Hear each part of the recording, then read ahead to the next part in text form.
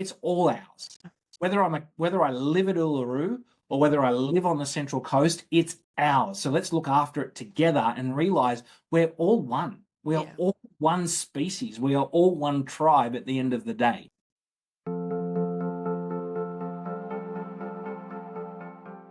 Welcome to Deeper Threads, a podcast where we explore what lies beneath the surface, both in ourselves and in the world. I'm Lara Charles, author of Joy Regardless. Alongside wise and inspiring guests, we talk about life's big questions, the inner landscapes we often ignore, the outdated scripts we've inherited, and what they're costing us, all for one purpose, to help us remember who we are. Let's jump in. My guest is Brad Twynham, a leadership speaker and consultant who delivers keynote presentations and workshops around the world.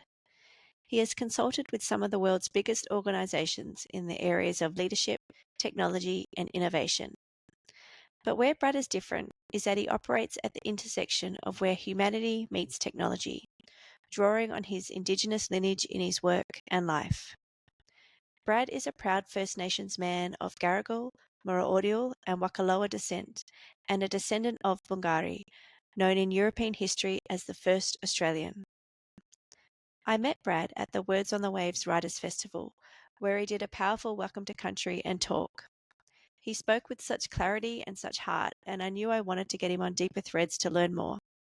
Lucky for me, and us, he agreed.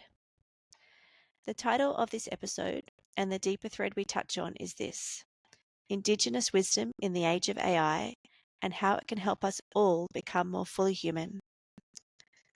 I'm launching this podcast with Brad as my first guest because this conversation captures the heart of what Deeper Threads is all about, which is helping us to remember who we are beneath the surface of our minds. I hope you enjoy this chat. If you do, please share it with anyone you think would resonate with exploring the deeper threads of life. And subscribe over at laracharles.substack.com for more conversations and reflections. The link is in the show notes. Brad, welcome to Deeper Threads. Thank you so much for joining me. You're welcome. It's great to be here. I wanted to get you on because we met at the Words on the Waves Festival, and you did such a powerful welcome to country that's really stuck with me. So I wanted to start there, if you don't mind. I'd love to know, because you're renowned for your welcome to country. So I just wanted to know from you, what is welcome to country and why is it important? Why, as Australians, why is it important? Yeah, it's a great question and very topical at the moment too, given all of the bad publicity, that's going on in the media. I think there's layers to this welcome to ceremony conversation. I believe we need to go back to first principles and start there. And so, look, first principles around welcome to countries is this one of the oldest ceremonies that has ever been performed in the history of humanity. And I think it starts, I know it starts from this fundamental way of living that Aboriginal people did for tens of thousands of years before Europeans arrived, where there was no separation between their spiritual life and their daily life. The two were intricately linked.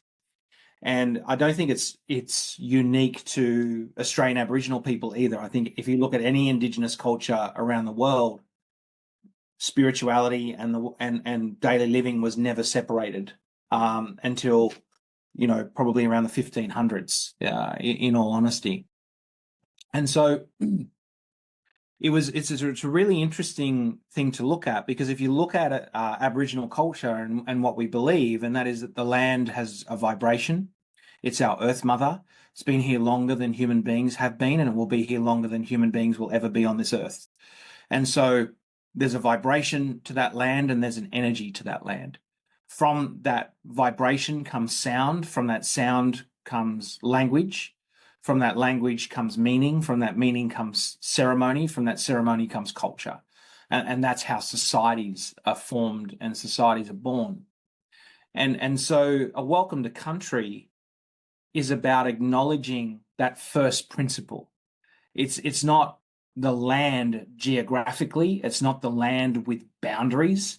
It's not the land with any of that. It is our fundamental connection that we are born of the earth, We are on the earth. There is a vibration to the earth, and we are part of that vibration, and it should be acknowledged, and we should remain humble and open and respectful about that. And so that's what a welcome to country is about. Now, unfortunately, and I'll probably get chastised for this if people see this, who are, just wanting to jump on and have a bit of a rouse at someone. But most Aboriginal people don't understand this, and so because they've been disconnected from that spiritual belief. Look, fundamentally, as a result of European occupation in this country, and we all know that. We don't need to keep. You don't need to state that it's there. Yeah, everyone knows it, right? But that's the other layer to it. The reality is, and the truth is, sovereignty was never ceded in this country. Aboriginal people, did not sign a treaty. There is none of that. We all know that. We all know the politics behind it. So that's not the layer that's important. The layer that's important is that spiritual, cultural layer. And what makes my welcome to countries unique is that's where I focus. I don't focus on the other layer of trauma, etc.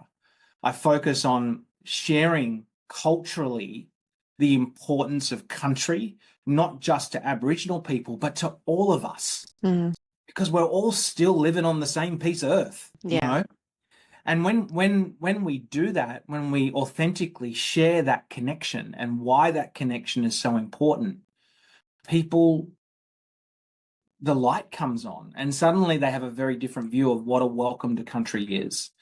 And so it's not about going, hey, welcome to my 10-acre hectare lot on the central coast of New South Wales. You don't belong here, so I've got to welcome you. It's nothing to do with that, right? It's acknowledging that we're all connected through this beautiful thing called the land. And there are people who have a deeper ancestral connection here than others do. And they're the ones that should, by rights, be acknowledging that connection, that deep spiritual connection back to that land. No, that's beautiful. And I felt that. I really felt that when I experienced one of your welcome to countries.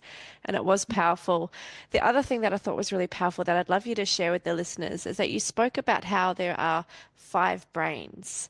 And I'd love you to explain, where are those 5 brains located, and how has knowing that how can that help us lead and live our lives? Yeah.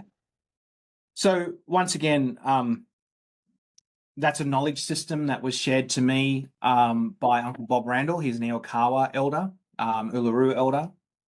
And, that knowledge system is called Kanyini in their language, which means that unifying spirit, or the essence of that is unconditional love and respect for everyone and everything. But it's not unique to Australian Aboriginal people. If you look around most Indigenous cultures around the world, they'll have a similar knowledge system that acknowledges that human beings have more than one brain. And so if we look at what those brains are, well, we have a foot brain. We have a knowledge system built into the soles of our feet. And that knowledge system built into the soles of our feet provide our anchor to our Mother Earth. It's that connection to that vibration, that connection to that foundation. And it's the very foundation on which we all live. The last I checked, human beings can't live on water. So we have to live on, right? So that's the first brain, And then if we move up the body, the next brain that we have is our groin brain. And the groin brain traditionally has been linked to creativity and forward momentum or drive. It's what gives us our push forward. Then we have our gut brain, which is our deep knowing, our intuition. There's a saying we have called our gut feel, right? That's our deep knowing. Then we have our heart brain, which is our emotional center. And then we have our head brain, which is our unifying center that integrates all 5 of those brains together. So that really is that knowledge system called Kanyini, or that unification. And so how that helps us is, if we look at all 5 of those brains, the one that sits at the top of our bodies, grey matter that sits between our ears and inside our skull, is the brain that's, if it's going to get manipulated, that's the brain that's going to get manipulated. Yeah. And so in leadership today, with the amount of change that's coming towards us, that head brain, if you like, is being manipulated left, right, and center, right? Whether it's data saturation, whether it's what we read on social media, whether it's not telling the difference between what's real and what's not anymore because of AI. Yeah. We are constantly being manipulated, fake news, constantly being manipulated with what's there. So we can't rely on this anymore, right? Because we don't know what's real and what's not. That is, I don't think we're heading into that world. I think that world is here now. We're already here. Yeah. We're already here, right? Yeah. So we need those other brains in order to, give us that sense and that anchor to our truth, our foundation. And so, if I see something and I have a question about it, or it doesn't feel right to me, or it feels a little bit off to me, or if I'm feeling overwhelmed and I don't have an answer, I'll often ask these other brains what their view is. So I'll go to my heart and ask my heart brain, what's your view, and listen for the answer. I'll go to my gut brain and say, what do you think? What's to this? And listen for the answer. I'll go to my groin brain and ask it, what do you feel? And then I'll go stand outside in a beautiful place in nature and ask my foot brain, what do you think of this? And listen for the answer. And when all those things are aligned, it gives me a sense of confidence to be able to then step into and make decisions that I know I can back and I can stand by because I'm in alignment. And so that, to me, that's a very powerful lesson for leaders today, because leaders today are in the unfortunate position where there is so much data, where there is so much misinformation, where there is so much legislation, where there is so much change, that we just can't rely on one brain anymore. We need that alignment, through our entire body, and start listening and learning and using that deeply innate human intelligence that's more than just our intellect. So how does one begin to kind of access or reconnect with the other? Because most of our culture lives from the head up. Yeah. So how do we begin to reconnect with those other four centers? Yeah, look, it's as simple as go find a beautiful place in nature, go find a piece of grass, go down to the beach. If you live where we live, Lara, up here on the Central Coast, go find a beautiful rock platform, sandstone rock platform. They're everywhere, Take off your shoes and socks and just walk consciously for 5 minutes. And by consciously, what do I mean by that?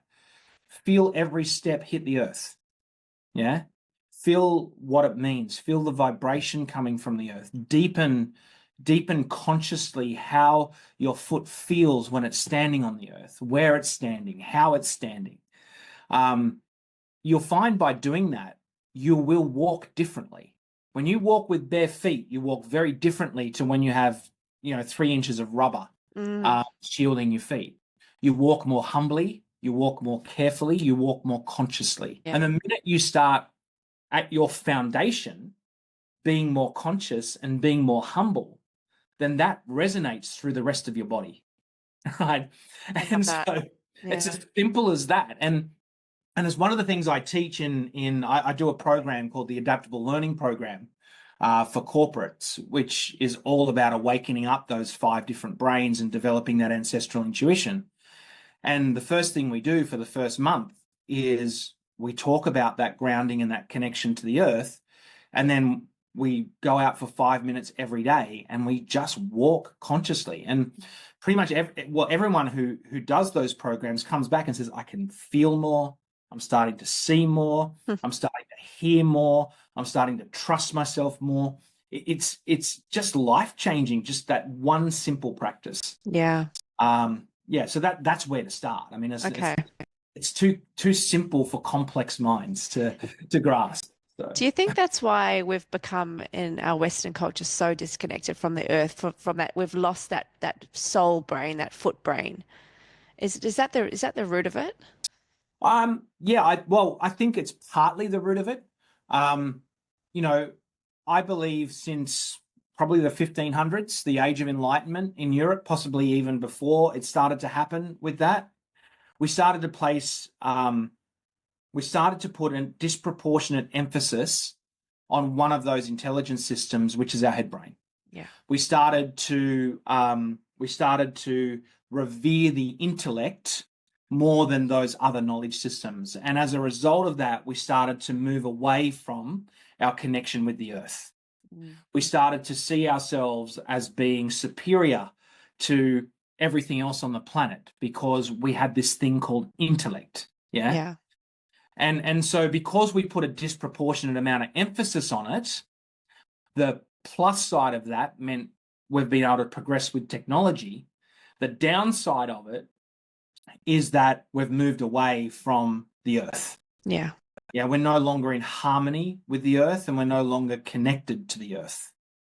And I think that's where a lot of our challenges that we're experiencing today have actually stemmed from, is becoming more and more disconnected from the earth. Yeah. Yeah, I'd agree with that. So you're a descendant of Bungari, which is in European history the first Australian. So how has that lineage shaped you and your sense of responsibility? Yeah, I'd say greatly. It's something I've been in and out of throughout my life. If I'm completely honest, I've always known that was my lineage. I've always known of my Aboriginal heritage since I was born. I was born on the Darebin River, and my mother was aware of her lineage. And so from when I can remember, I was always told I was, of Aboriginal descent. And the running joke in the family was, I was always out. I never wore shoes. I could not wear shoes, right? Mum's always, Bradley, you never wear shoes, and I just hated wearing shoes. And Yeah. I always wanted to be in the bush. And, if we were going for a bushwalk, I'd not have shoes on and everyone else would have shoes on. And so there's always been that awareness and that knowing. And then I met Uncle Bob Randall in my mid to late 20s. And he sort of mentored me for a little while and took me through a number of different processes and learnings. And that sort of drove a lot home for me in terms of why I have that connection, where that connection sits. And then I sort of got engrossed in my work and engrossed in a whole bunch of other stuff, sort of moved away from it a little bit. It was always there. I went and explored other spiritual modalities and other Indigenous knowledge systems. I studied Taoism for a while. I studied a few other things and saw similarities between them. And then came back to it about 10 years ago and have reinvigorated it. But back to your question, my sense of obligation and responsibility, other than short spurts of probably no more than 7 years, I've always lived on country. I've always lived on our spiritual country and our tribal country. And I've always felt a deep connection and a deep longing to always go back when I've been separated from that country. Yeah. And so I think my sense of obligation doesn't come from Bungari. And in fact, it's probably caused more headaches than it has anything else because of the lateral violence that we get, unfortunately, today as a result of being white and claiming Aboriginal heritage. But it's more that deep cultural connection and deep connection to country that I've always felt. And it's always shaped who I am. It's shaped my truth and will always shape my truth. And you've mentioned Uncle Bob Randall as one of your mentors. So what is something that's really just stuck with you that you learned with him? Yeah. One of the first things he taught me was, he took us out and he said, I want you to stop. He said, I want you to look up into the sky. And he just had us looking up into the sky for probably half an hour. He just wanted us to sit and look at the sky. And then he said, I want you to look out at the horizon. And he just had us sit there and look out at the horizon for another half an hour. And then he said, that's ours. Everything you just looked at, it's ours. Yeah. And he called it the Oursness. The Oursness, yeah. The Oursness, yeah. And it was so profound to sit and just look and then go, it's ours. Like, yeah, I own this. And in owning that, I'm responsible for it. Yeah. And then he added another layer to it. he said, well, it's not just ours as in human beings. Translate that to every living thing that's on the earth, the plants, the animals, the mushrooms, the lizards, from the smallest lizard to the biggest whale. It's ours. It's all of ours. Yeah. Mm. And then there's another layer there, which is, well, I am no more important than the smallest lizard. And I'm no more important than the smallest plant or the whale or the dolphin, because it's all ours. It's not mine, it's all ours. And you could sit and contemplate that concept for a lifetime and not grasp the depths of that. It's huge. It's such a profound concept. Uh-huh. Yeah. You could go so deep with that it would just, I don't think the human mind could comprehend the depths of the oursness once you really start looking at it. And that's something that I learned in my late 20s, early 30s that has helped me in business and has helped me in pretty much every aspect of my life and has helped me through some really dark times as well. Is just understanding that I am no more important than anyone else. And I have roles and responsibilities just like everything else does. And there's consequences if I step outside of those roles and responsibilities and do something I shouldn't. Yeah.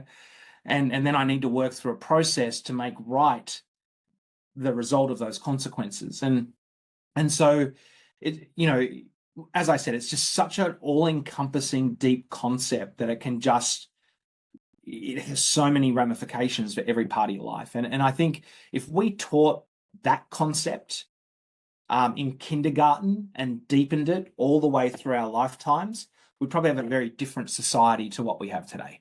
Yeah, I was going to ask you that. So how can that principle, that huge oursness or that interconnectedness, how can that guide us in this world that's just so polarized at the moment? Yeah, well, I think one of the things Uncle Bob says is he says it's such a tragedy that today we shrink that concept of the oursness down to a 3/4 acre building block or a little black box, right, on a phone, or a tin can sitting on 4 wheels, and we call that ours. He said, that's just, in a way, that's disgraceful that that's what we call ours, right? And I think the minute and that's translated now to ideas. We claim ideas as ours. No one owns an idea, and ideas change and they fluctuate. And so being attached to ideas is a fruitless exercise, right? Because an idea that was maybe proven today may be disproven in 5 years' time, maybe disproven tomorrow, right? And so I think the concept of the oursness really has us sit in a space of humility rather than one of having to be right. Mm. Or rather than one of having to back an idea for whatever reason or for whatever purpose I'm backing it for, yeah, and drive it to the point of insanity where I'm going to rage about it to everybody else. Yeah. Yeah. But I think more important than that, it gives you a foundation of humility because you realize that I am no better than anyone else. The ideas I support are no better than anyone else. The truths that I hold are no better than anyone else's, and they will change. Right? Because there is no such thing as truth. It's all relative. It actually doesn't exist. It's a made-up concept. Yeah. And so I think that's, once again, that's another layer in that oursness. Yeah. Is that there is no such thing as truth. Everything is a made-up concept. And so I think if people even got an ounce of that, a lot of this raging against people and this discourse that we have, a lot of it would probably just fall away in brutal honesty. I can see that because it just feels, even like when you're talking about how we narrow it down to this patch of land that we live on, like if we just shifted that and just kind of just felt that hugeness, Yeah. you naturally just want to look after it all. You just naturally, like there seems to be a natural shift from just this kind of mine to Yeah. ours. And Absolutely. that is a huge, we're so conditioned in this kind of individualism absolutely. That's And I love and the that word, sad, Oursness. I love that. yeah, and the really sad thing about that too is it even translates down to Aboriginal people, because we've had this model now transposed, which is a European model of there were 300 languages that were spoken across Australia. And by the way, here's the boundaries of those languages. Mm. So we've even shrunk the oursness down to that. And look at the pain and additional pain that's caused Aboriginal people, because now it's not your country and it's not called this, it's actually this country and it's called that. It's that is all just part of the same conversation where we're shrinking what's ours down into these little boxes rather than going, it's all ours. Whether I live at Uluru or whether I live on the Central Coast, it's ours. So let's look after it together and realize we're all one. We are Yeah. all one species. We are all one tribe at the end of the day. Yeah. That's huge. If we could all grasp just a fraction of that, I think you're right, that would change everything. Yeah. Yeah. Yeah.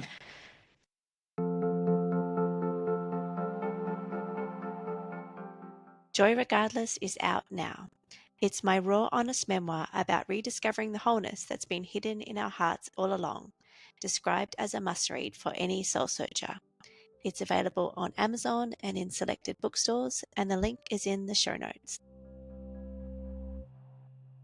So your life's work's quite amazing because it spans this kind of ancient Indigenous wisdom all the way through to you're an IT leader, in the tech world.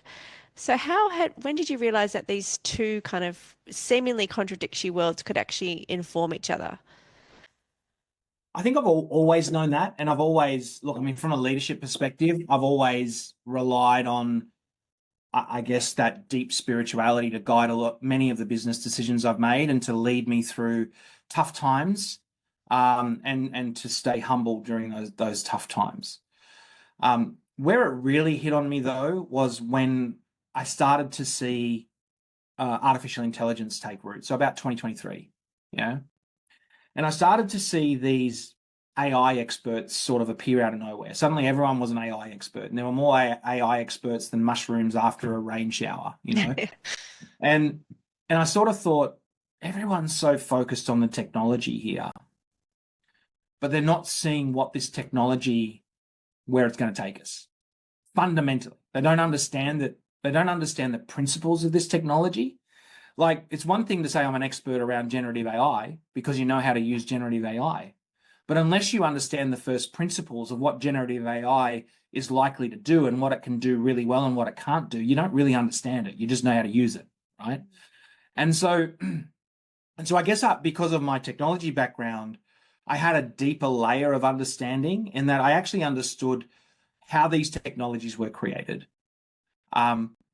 And ultimately, I could then speculate where potentially they were going to lead us. Okay. Yeah. And so that's when it came together. And there are a couple of things that really then took that to another level. And one of those is I've always had a deep irkiness around social media ever since it was created. Yeah. Even if you look at how Facebook was created, it was created out of a revenge plot against Zuckerberg's ex-girlfriend, right? Yeah. I mean, the whole system was created for that purpose. That was the spirit that was being unleashed into the world, if I take it back to an Indigenous perspective and look at it through an Indigenous lens. Yeah, like the intention, like the Intention of this is why I'm creating this, right? Now, there's no doubt that social media has created a level of hyperconnectivity. It's so much better for business. You can advertise through it. You can do all this kind of stuff. But it moved so fast, and we never considered the unintended consequences it would have on our children. And I don't believe the creators even thought of that. And I still don't believe the creators want to understand that. No, I agree with If you that. look at social media, for example, Jonathan Hoyt brought out a book recently where he's done 10 years of research into how social media has impacted our children's brains. And there was a really interesting piece of research that was done, or many pieces of research that was done, but he summarized in this book. And they looked at adolescent girls aged 10 to 14. And in 2008, social media came about. In 2012, the front-facing camera on the iPhone was launched. And there was a really interesting trend that started to emerge across 7 Western nations, all at the same time, in 2012 when the forward-facing camera was introduced. And they noticed there was a 100% increase across these 7 nations, all increasing at the same rate amongst adolescent girls, of 100% increase in depression. In parallel to that, they noticed a 150% increase in anxiety, and they noticed over a 200% increase in self-harm. Gosh, that's awful. All in the same time. 7 Western nations, all at the same time, all of those issues being amplified. Yeah.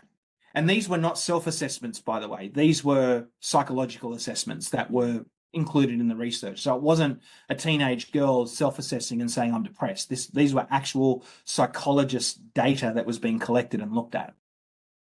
And so the only thing so far that the researchers have concluded is that this is when social media and the front-facing camera started to emerge. Yeah. And a lot of people have said, well, it's just a correlation and it's just chance. And it's like, well, you could say that if it was one country, or if it was one country in 2012 and then another one in 2015, because then you could look at geopolitical factors, cultural factors, whole bunch of stuff. But these are 7 Western nations, including Australia, all increasing at the same rate, at the same time, with the same problem across that time frame. Yeah. And that's when it started to get really, really interesting, because then I started to go, what's AI now doing? Are we moving too fast into this world of AI, and what are the unintended consequences of that? And I think technology, for all its benefits, it is a largely unregulated industry, and it still is today. And so the challenge of that is technology tends to move so much further ahead of where we are. Yeah. And I believe it's moved so far ahead of where we are that we've lost our humanity as a result, right? Because technology is made from very clever people who value this thing over anything else. Yeah. Well, I was going to ask that, Brad. Do you think it's actually what it's done is it's brought us more into this and completely severed us from these other systems? Absolutely, it has. Yeah. Absolutely, it has. Yeah. And so the result of technology is we've moved further and further away from what's made us human. And rather than harvest technology, we've allowed technology to harvest us. That's the reality, right? Yeah. Because we haven't gone and we haven't had the courage, or we just haven't been able to stop it and go, we can see this is starting to harm people. Let's stop it. We either haven't done that or we can't do that. I don't know what the answer is, but it's one or the other. Yeah. Mm-hmm. And so my fear is we're doing exactly the same thing with AI now. And so I started to look at it and go, what can we learn from our ancestors that can equip us to deal with this? Because it's not going to be stopped. The AI genie's out of the bottle and there's no way we're going to stuff it back in. So what do we need to do? What is the human response to this technology? And I don't like to call it a technological threat. It's a technological advancement, but there are going to be unintended consequences with AI. For sure. Yeah. There's always unintended consequences. We can't see everything. And even if we sat and thought about it for years, we wouldn't be able to uncover them all. And so I started to look at, well, what does AI do really well and what do human beings do really well? And AI only does 4 things really, really well. Only 4, right? And that is, it can analyze vast data sets really, really well. And you could bring the smartest human being onto this podcast and you could pitch it against AI looking at vast data sets, and AI will smoke that human being any day of the week. It does it really, really well. The second thing it does really, really well is it can automate basic cognitive and administrative tasks at pace really, really well, faster than a human being can do. The third thing it can do really, really well is it can do forecasting and planning really well. And then the fourth thing it can do really well is basic cognitive reasoning. In other words, I could upload 20 research papers on a particular topic. I can inquire the AI, I want to look at these research papers through this particular lens, asking these particular questions. And the AI will be able to go off, draw those parallels, analyze that information, and come back with a fairly accurate response to my questions so much faster than what a human being could. What would take a human being months, the AI could probably do in a minute or two. Yeah. So they're the 4 things it does really, really well. Doesn't do 5, 4 things. Yeah. It just so those 4 things seem remarkably similar to the 4 characteristics of our intellectual brain. And interestingly, it's the 4 things that most people do in corporations today. Yeah. Who are employing a majority of the people on the planet. Right. If Fascinating. you look at what human beings do sitting in their offices every day, it's those 4 things. I look at data, I forecast and plan, I do basic administrative and cognitive tasks, and I do cognitive reasoning. Right? You're right. Now I have a machine that comes along that can do that so much better than a human being can. What's going to happen to the human beings? Right? That's an interesting question to ponder. I think even anyone hearing this would have an instant gut reaction to that goes, I don't need to explore that further. I can feel what's going to happen. So then the question comes, well, what happens to the humans, right? And it's like, well, hang on a minute. If we consider that the intellect, right, the head brain, which does those 4 tasks that we just outlined, is our entire human intelligence, then yeah, we are well and truly taken out of the picture. We're done for, right? The machines will be running the planet in no time. Yeah. But similarly, there's 4 things human beings do really, really, really well that machines will never be able to simulate or emulate. Yeah. And those things are called ancestral intuition, or they're categorized as ancestral intuition, meaning those 4 things we've done for tens of thousands of years really, really well. And those 4 things have been passed down generation to generation to generation really, really well for tens of thousands of years. So those 4 things, the first one is complex pattern recognition based on experience. Yeah. And there's been a lot of research done into this particular area where they looked at firefighters, and the researchers were inquiring into how can professional firefighters, without thinking about it, move to a place where the fire is not going to go, or predict where the fire is going to go and move to safety before the fire moves there. It's not a conscious thought. Yeah. But that comes from seeing hundreds of fires, thousands of fires, and subconsciously knowing exactly what that fire is going to do based on the environment and everything else that's going on around it. Yeah. Yep. Similarly, I've heard stories told to me and have been passed down to me about uncles who knew every star in the sky by name. Yeah. Right. Ancestrally. And here on the Central Coast, you can actually go to some pectoglyph sites where things have been pecked into the rocks, where the entire constellation of the sky has been pecked into a rock shelf. Yeah. That's complex pattern recognition. So that's the first thing that human beings can do really well that I would contest, and I'd probably get pushback from this, but I would contest that machines will never be able to do. Yeah. The second thing is that human beings have a deep emotional intelligence that machines will never have. Yeah. Now, machines can simulate cognitive emotion. Yeah. And they can actually do cognitive empathy really, really well, which is that skill of what we call active listening, where you say something to me, I listen, and I parrot it back to you to ensure that you understood that. Machines can do that. If you go on a ChatGPT, that's what it's doing to you. And it can do that really, really well. But what a machine can't do is it can't have compassionate empathy, right? And once again, scientists have now gotten to the point, and there's been a lot of study into intergenerational trauma, which is the negative emotions that have been passed down through generations. Well, positive emotions can also be passed down through generations. Yeah. Yeah.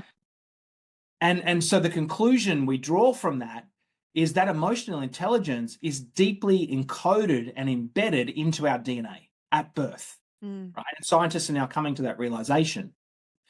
And so it only takes one person in a family to stand up and go, I'm going to take a stand against this trauma, and I'm going to change my emotional response to it.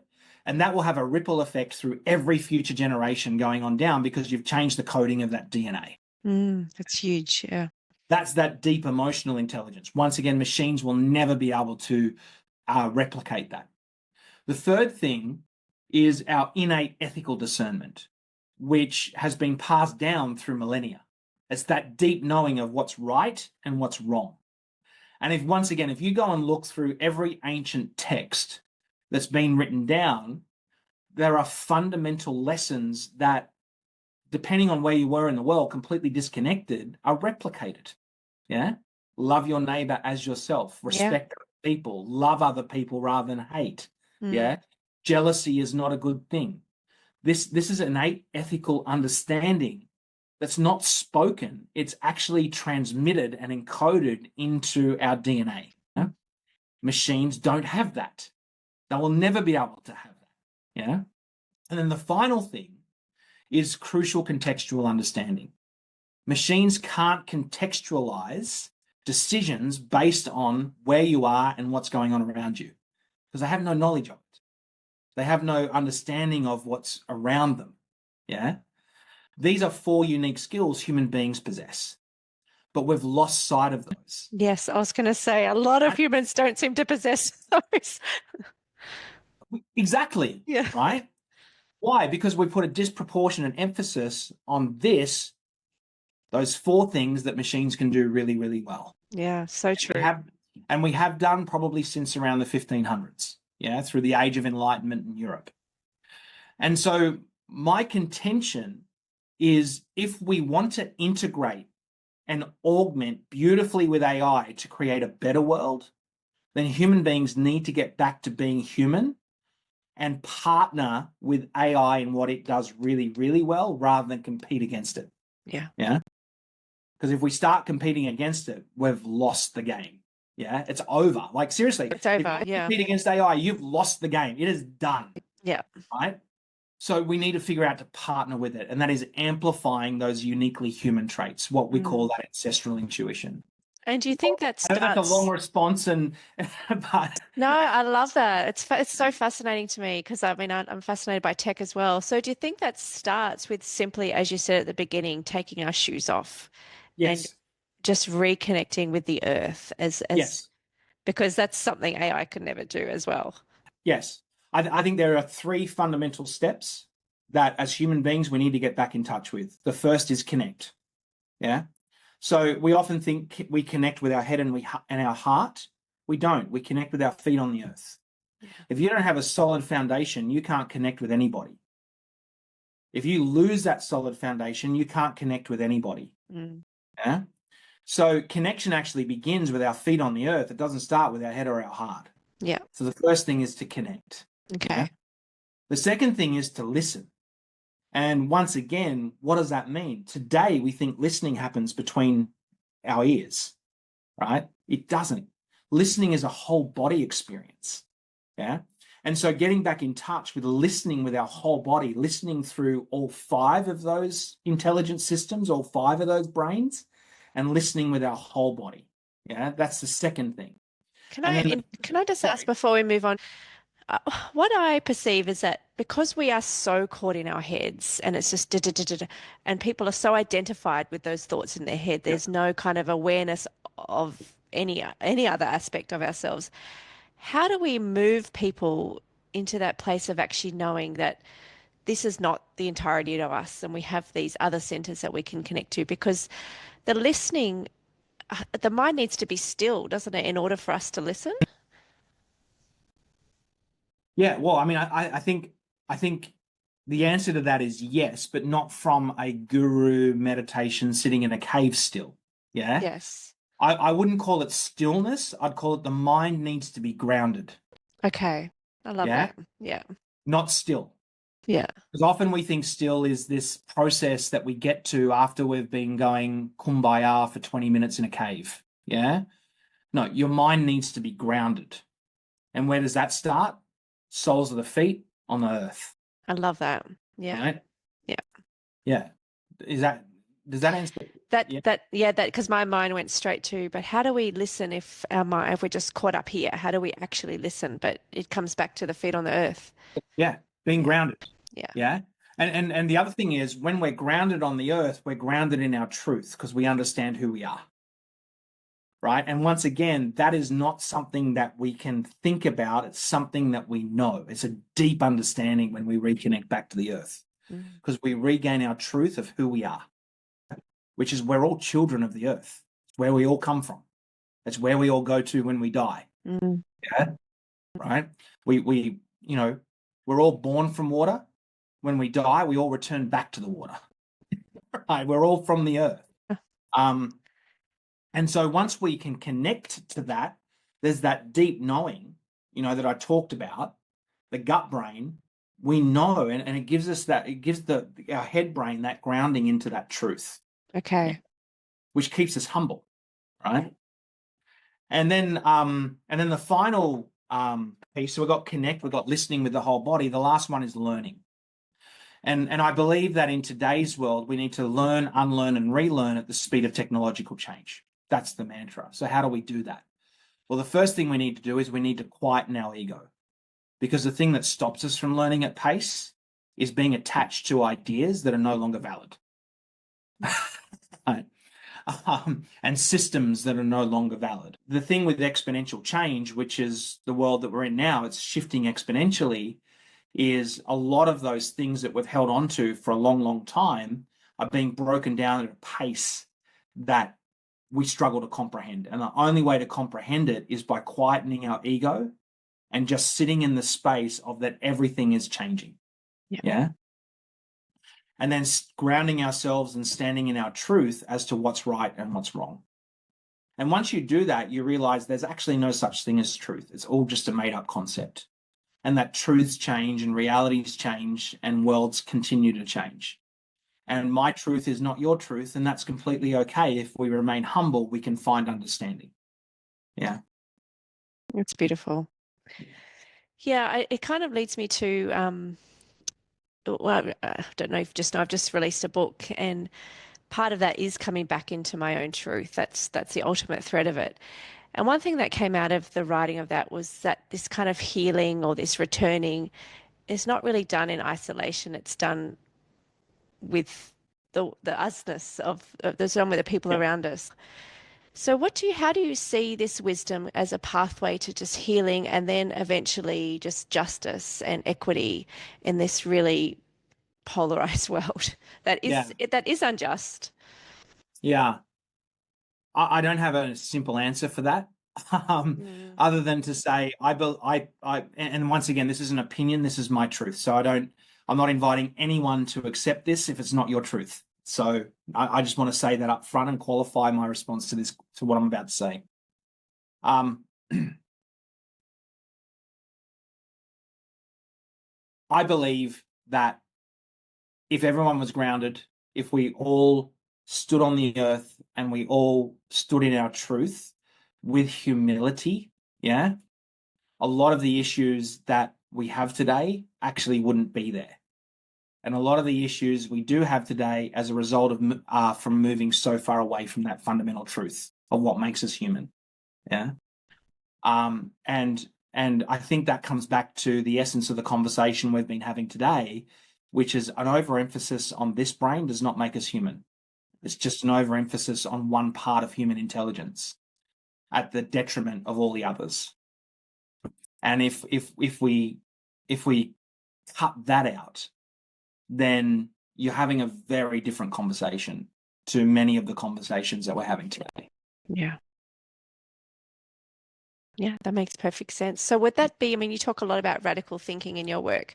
Would that be the radical mindset shift that you think we need to embrace right now, given the world? Yeah, Yeah. I do. And look, I mean, radical thinking was my first evolution at this, if you like. To me, it's that base level. It's a set of practices that can help us to be more open-minded, that can help us to be more creative, that can help us to have more empathy, that can help us to be more accepting, and can help us to be more honest. Yeah. So radical leadership and radical thinking, which was my first exploration into this area are just some very fundamental practices that can bring us back to and develop those skills within us. I guess the layer underneath that is it's a leveling up of consciousness when we start to practice those things. And that leads us into the conversation we had today. Yeah. So I wanted to, as a podcast is called Deeper Threads, I wanted to kind of end with this. So when you reflect about your whole career, so everything from global boardrooms you've been in all the way through to community gatherings, is there a deeper thread that runs through it all? Or is there a deeper insight or a deeper truth that shapes everything that you do? And perhaps sharing that could give some clarity to the listeners. Yeah, that's a good question. um, if I look at my journey,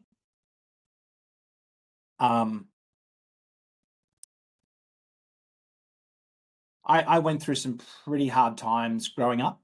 I would say I was fairly immature as I was growing up. And I had to work on my own level of consciousness and keep developing my own level of consciousness to the point now where I believe I have an interesting understanding of many, many issues. And I guess in terms of if we were to break it down from an ego development perspective, I'd say, and I don't want to come across as blowing my own trumpet, but I would say my level of ego development in psychological terms is fairly well developed. Yeah. And I fundamentally believe if I break it down to what my mission is and what my deeper thread is, it's taking those lessons that I've learned that has allowed me to develop my ego to higher levels of consciousness and break it down to ways that's accessible to everybody in a less painful way than I've had to go through that to get to that point. And so to me, that's the deeper thread. And I would wish that for everybody. I would wish for everybody to be connected and grounded to the earth. I'd wish for everybody to be able to tap into all 5 of those intelligence systems because it's a different quality of life. It's a different quality of listening. It's a different quality of understanding than what I see available to us if we don't have that. And so that would be the invitation, if you like, or the deeper thread that I see has formed my career, and I guess to where I am now. And I think I see this work around what I call augmented leadership, which is weaving AI insight with deep ancestral intelligence as my legacy work, because this is such a profound exponential societal shift that we're seeing. I believe all of my learning has led us to this place to be someone who can lead, first of all, leaders through this transition, but then hopefully many other people as well. Oh, it's such important work, Brad. Yeah, keep going. So how can people find you if they're interested? And so you do talks at businesses, you do a lot of keynote speakers. How can people find you? Yeah, so I am a professional corporate speaker. Easiest way to track me down is through my speaker agent, Ode Management. So that's just odemanagement.com. Or go to my website, bradtwynham.com, and we can put you in touch with the team at Ode. Or follow me on LinkedIn, which is just Brad Twynham speaker, and connect with me there. It's the only social media platform that I'm active on. I don't do any other social media platform because I fundamentally do not agree with it. I mean, I have a space there, but I'm not active on it. So yeah. So if you want to find me, LinkedIn or contact Ode Management or go to my website. Perfect. Well, thank you so much for your time today. I've just got so much out of it, and I'm sure our listeners will too. It's such an important space you're in, that kind of weaving of these apparent 2 different worlds and just offering up that deep grounding to this pace, this tech pace that we're going at. You're right, that grounding just makes it all a bit more manageable, actually. Yeah. And look, thank you. I appreciate you reaching out to me and working through the tech challenges we've had. Yeah, I know. Done. And, I know. yeah. Hopefully we can have another chat at some point. I'd love that. Yeah, thank you, Brad. Thanks so much. All right, thanks a lot. Bye.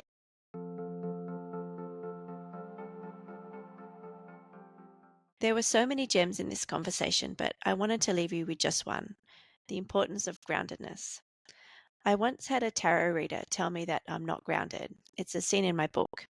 It took me a while to figure out what she meant until I saw how she was meaning that I was living in my head, not in my body, but in only one of my 5 brains.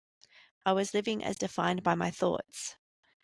That tarot lady's comment was the beginning of a journey that I'm still on, but it was a journey back into my whole self, not just my mind, but my mind, body, and spirit. I think many of us can probably relate to living from the neck up. I think it's, as my auntie said in the book, it's a cultural problem. And I think many of our personal and global problems stem from this fact: the fact that we're not grounded in our bodies or on the earth, we're in our heads. So, taking off our shoes and placing our feet on the ground might seem trivial, even silly, but as Brad reminded us, it's just the beginning of reconnecting with our other brains, our deeper power centers, our creativity, our intuition. When we ground ourselves in this way, we reconnect with the earth, with ourselves, and with each other. We begin to feel. And when we feel, we open the door to compassionate empathy.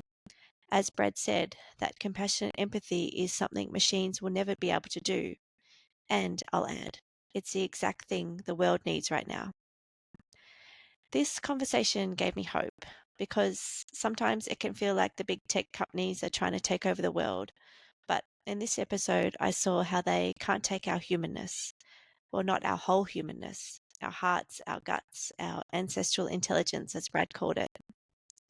This simple yet profound piece of Indigenous wisdom, take off your shoes, might just be the way back to ourselves, back to each other, and back to the earth.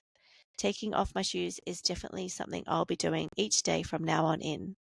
So thank you once again, Brad, for joining me. If you are interested in having Brad come and speak at one of your events, I cannot recommend him enough, and I've placed his contact details in the show notes.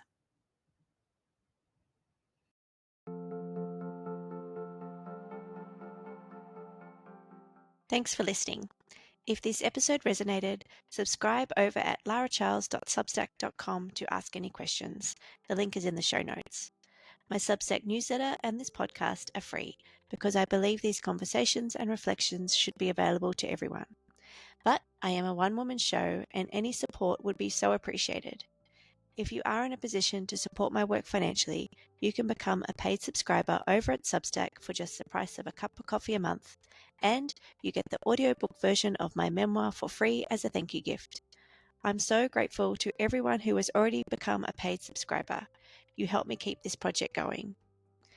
This podcast is also available on Apple or Spotify, and you can follow by clicking the plus or follow button. Deeper Threads is here to help us remember who we are beneath the surface. It's a show for anyone yearning for more meaning. So please share the podcast with your loved ones because we get to more depth, kindness, and justice, all the good stuff, when we are all willing to dig a little deeper.